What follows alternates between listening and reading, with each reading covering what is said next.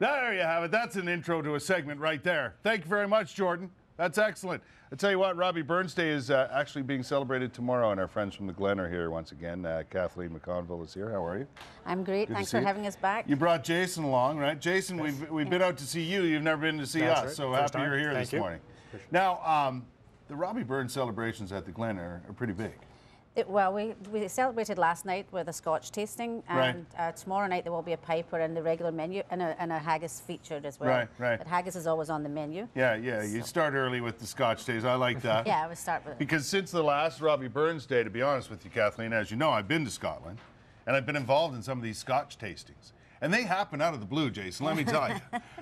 Because you can go into a lot of pubs in Scotland and do just that, right?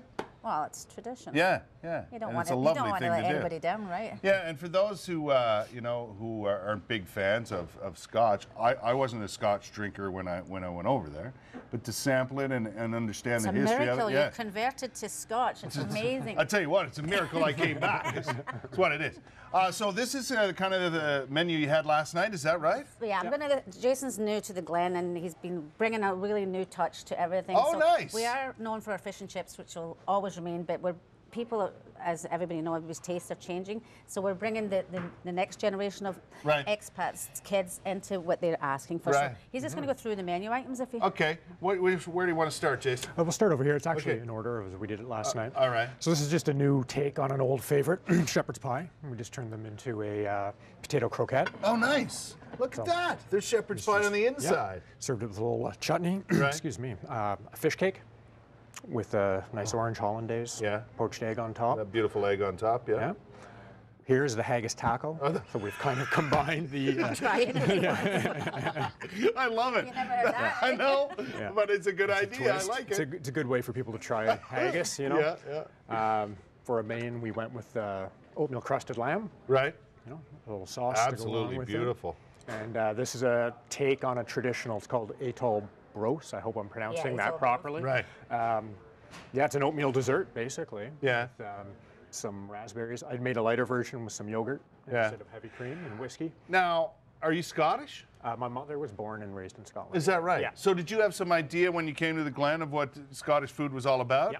And then put your own kind of twist on it, come up with different ideas? Just trying to update it a little bit. Yeah, because when I went to Scotland, I mean, a lot of people think Scottish food is bland and it's the same thing every day, but it's not. No. It's not like that. No. And you've obviously come up with some new ways of presenting traditional things, right? Which is the way to go, if you ask me. Yeah, we're very, very pleased. Now, when it comes to that baby there, you cannot mess with tradition then. No. Right. No, it's sacrilege. You don't do that. You can make your haggis tacos and all that sort of thing, but there's nothing like that beautiful thing right there.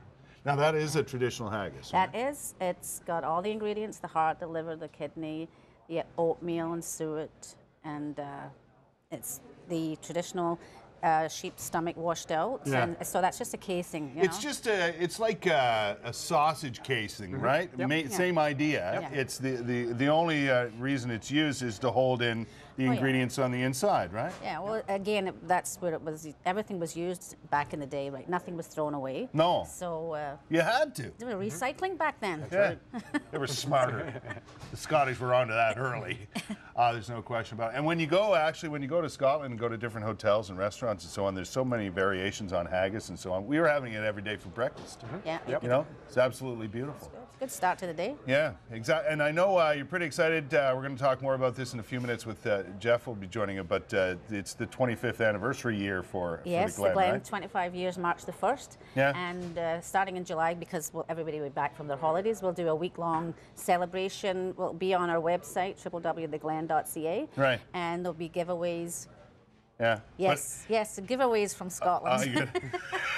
Before someone says it, I get right in there. Listen, I don't know what people are talking about because the Scots are the most generous people I've ever met. They're fantastic. Listen, we'll talk more about that So I'll coming put you down up. for our next Scotch tasting. I'm You're in. I'll do it. Okay. I just need a driver. Jeff Hopper will be over later. Are you going to plunge into the haggis later, Jeff? What's going to happen? Don't eat it all. Save some for me. I love the haggis. It's good, man. I love it. It's I know, delicious. good for you. Put hair all over you. Doesn't that look... on your chest, too. Doesn't that look good? All right.